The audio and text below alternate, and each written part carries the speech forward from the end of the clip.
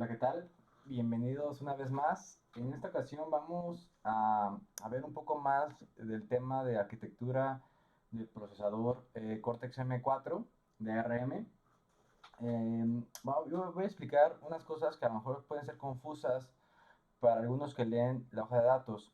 Entonces, sabiendo un poco más de esta arquitectura, podemos hacer un mejor uso de sus operaciones y de cómo se comporta y saber en dado momento cuando ocurra algún problema, pues cómo resolverlo. ¿Ok? Para esto voy a hacer uso de la hoja de datos. No es la mejor forma, lo sé, pero es la única forma que en este momento dispongo. Entonces, lo voy a proceder a cambiarme a lo que sería la hoja de datos de este bueno, de este microprocesador, que ya lo hemos visto en el video anterior. Y voy a explicar solamente algunos puntos importantes que a lo mejor a muchos puedan surgirle alguna duda, ¿no? Voy a empezar en el capítulo 1.3. Entonces, aquí vemos algunos puntos interesantes, ¿no? Obviamente, este microprocesador es de 32 bits. Yo creo que eso no necesita más explicación. Su ancho de palabra es 32 bits. Entonces puede manejar en un solo ciclo o puede leer en un solo ciclo, pues hasta 32 bits en su bus. Bien. Mm, Trabaja a 80 MHz. Eso también yo creo que no hace falta explicación. Tiene lo que sería una interrupción, un manejo de interrupciones rápido. Acaba de interrupciones rápido se refiere a 12 ciclos por manejo de interrupción o 6 ciclos de manejo de interrupción. ¿Okay? Eso lo veremos después. Se llama tail chaining cuando usamos interrupciones anidadas. Entonces, ahorita no voy a hablar un poco más, pero pues eso es o se le puede considerar un rápido manejo de interrupción. ¿Okay?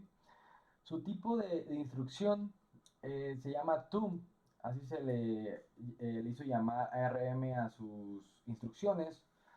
TUM 2 indica que tiene instrucciones tanto de 16 bits como de 32 bits. Está, eh, tiene, tiene los dos tipos de instrucciones dependiendo de la complejidad, obviamente, de esta instrucción. ¿Ok? Junto a esto, al momento que ejecuta las instrucciones, nosotros podemos obtener o tenemos en hardware lo que se llama un multiplicador y un divisor por hardware. Esto, bueno, póngale mucha atención porque esto optimiza en gran medida todas las operaciones de multiplicación y división. Tiene algo que se llama bit banding. A lo mejor muchos de ustedes es nuevo este término de bit banding, pero este bit banding nos permite hacer operaciones atómicas. Es una operación atómica, bueno, esa instrucción que en un solo ciclo puede modificar un valor sin alterar otros valores dependientes. Ok, no es su única aplicación, pero es la que se me viene ahorita a la mente y la que puede entender mejor. Un ejemplo muy sencillo es un seteo o un clear de algún bit, de algún dato. ¿Okay? Como ustedes sabrán, el seteo de un bit en un dato, lo que es el dato haciéndole una máscara con una OR con el bit que se tiene. ¿Ok? Entonces, ¿esto qué implica? Pues implica una modificación a lectura de este dato que vamos a hacerle la, lo que sería la OR, es decir, jalar de la memoria ya sea en RAM, en flash o si está en un registro, pues no va a hacer nada, pero si está en flash o en RAM, pues hacer la lectura, después de eso hacer la operación que le corresponde, en este caso la OR, y después de hacer la operación en la OR, volver a guardar este resultado en la dirección que obtuvimos en un inicio. ¿Okay? Ocupa tres instrucciones y estas tres instrucciones pueden ser interrumpibles en cualquier momento. Por lo tanto, puede haber corrupción de datos.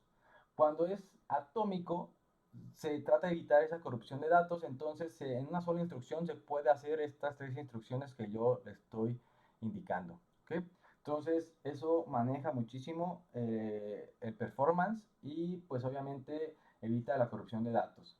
¿Okay? Un punto interesante es el alineado de los datos, del acceso de los datos. Por default nos permite hacer algunos accesos desalineados, es decir, que no tengan algo que se les conoce como padding, es decir, que no cumplan unas ciertas características que después lo podemos profundizar. Pero este tipo de opciones nos permite nosotros hacer un manejo más, no más eficiente, pero sí más fácil el manejo de nuestro código y nuestros datos. ¿Ok? Después de esto, pues bueno, muchos conocerán el estándar IEEE 754, que es el estándar de la codificación que sería los flotantes o las unidades flotantes como el flop o el doble, de 32 bits y 64 bits, ¿ok? Entonces, esto se maneja por hardware, entonces tiene aparte una sección en hardware específica para poder nosotros realizar las operaciones flotantes. Es algo interesante. Entonces, hasta este punto sabemos que tiene un multiplicador por hardware, tiene un divisor por hardware y tiene una unidad de multiplicación flotante, o bueno, no son de multiplicación flotante, de operaciones flotantes por hardware. ¿Okay? Después de esto, lo que tenemos es algo que se llama SIMD. Muy bien, este tipo de arquitecturas ya van siendo más comunes cada vez en nuestros microcontroladores avanzados. No es el único punto, también puede ser múltiples instrucciones, un solo dato, múltiples instrucciones, múltiples datos, una sola instrucción, un solo dato. Lo que indica S es single y M multiple, ¿ok? Y multiple y instruction y D data, ¿ok? Entonces aquí se le conoce como single instruction, multiple data, ¿ok? Lo que se refiere es que en una sola instrucción se pueden hacer varias operaciones de datos. ¿Cómo hacen esto? Pues obviamente cuando nosotros vamos a hacer una operación de un dato de 32 bits, o sea, de longitud 32 bits, que podamos tener todo el acceso o todo el rango de estos 32 bits, pues solamente vamos a poder hacer una sola operación de un solo dato. Si nosotros quisiéramos hacer una operación con un dato de 16 bits, lo que indica es que la mitad del bus de datos no está siendo utilizado.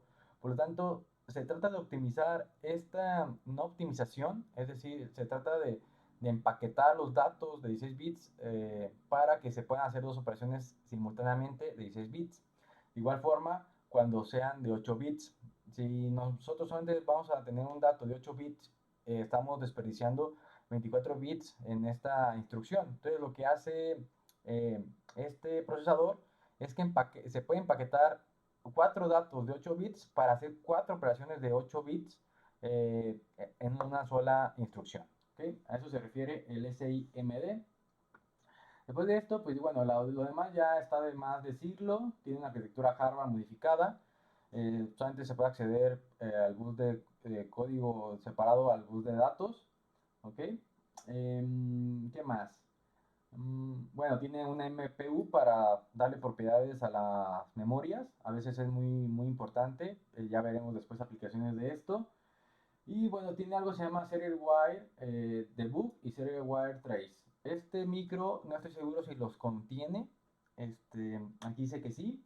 Entonces, bueno, sí contiene como tal los pines y obviamente la funcionalidad, pero estos dos periféricos, Serial Wire Debug y Serial Wire Trace, aparte de esta funcionalidad que nos permite debuguear y ver el proceso del microcontrolador, hay algo que se llama ITM, que es un trace que nos permite mandar a consola por medio del depurador. Esto lo veremos también después.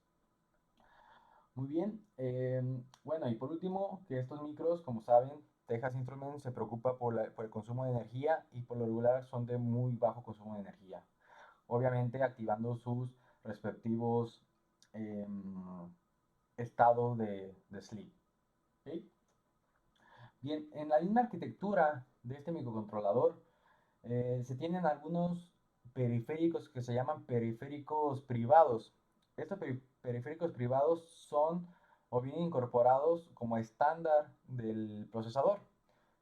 Es decir, independientemente de qué fabricante estemos utilizando el microcontrolador M4, van a tener algunos periféricos ya incorporados. O sea, son estándar. Ese sería el SysTick, que es el reloj del sistema. Se utiliza mucho para RTOS o para medir tiempos, tiempos relativos, etc. es muy utilizado para eso. Eso lo vamos a ver a detalle. Después tenemos el NVIC. ¿Ok? Este NVIC es un controlador de interrupciones. Todas las interrupciones, tanto el vector de interrupciones, como sus prioridades, como sus activaciones, etcétera, están eh, puestos en un solo periférico. Es decir, centraliza todas estas propiedades en un solo periférico que se llama NVIC. ¿Ok? Eso lo veremos posteriormente. También lo vamos a tener que ver a profundidad para utilizarlo de una forma óptima. El SSB, el SSB eh, este periférico lo que nos permite es hacer algunas configuraciones importantes del sistema. Okay, ¿qué configuraciones? Como si están habilitados algunos trap, o es decir, algunas excepciones, junto con algunas excepciones, o sea, algunas fuentes de excepción. Si podemos estar en modo privilegiado o no privilegiado, si queremos mandar a resetear el sistema desde software, etcétera. Este es el primer periférico que veremos nosotros en, en este microcontrolador. Este es el primer realmente periférico que vamos a programar y hacer el driver. Después pasaremos a lo que sería el MVIC y después a lo que sería el SysTick. ¿Ok? Y por último a lo que sería el MPU y el FPU. ¿Ok? Para abordar todos los periféricos privados de este núcleo o de este procesador. Muy bien, sus memorias ya lo habíamos visto anteriormente, esto también lo pueden leer ustedes por su propia cuenta. En la SRAM también ya habíamos visto un poco, nos dicen dónde está mapeado, pero aparte nos indica que se puede ser controlado por dos maestros, ya sea el micro DMA o el USB, aparte obviamente del CPU, del Cortex. Muy bien. Muy bien. Después de esto, ya explica cada uno de sus periféricos. Esto ya no lo voy a explicar porque esto ustedes, al momento que lo utilicemos, vamos a regresar a esta parte. O si lo quieren leer de antemano, adelante. Pero creo que en estos momentos no vale la pena la explicación de estos periféricos. ¿Ok? Muy bien, son todos los periféricos que incorpora. Todo esto no lo voy a explicar en estos momentos. Y nos vamos a ir directamente a lo que sería el procesador Cortex. Bien, este procesador Cortex, yo creo que el video lo voy a dejar a este punto para que no se haga muy tedioso todo este proceso. Entonces, en el siguiente video vamos a ver el procesador Cortex M4. Muchas cosas ya lo hemos visto con lo que acabamos de ver, pero aquí lo que veremos en el siguiente video pues va a ser más que nada su tipo de programación, sus instrucciones, su modelo de memoria, cómo está modelado, o sea, cuáles son sus rangos de memoria, el modelo de excepciones, cuántas excepciones tiene, cuántas interrupciones tiene, cómo se manejan esas excepciones y pues cómo se maneja también su energía. ¿Ok? Entonces, esto lo veremos en el video siguiente. Muy bien, por mi parte sería todo. Espero sea de ayuda y nos vemos en un siguiente video. Hasta luego.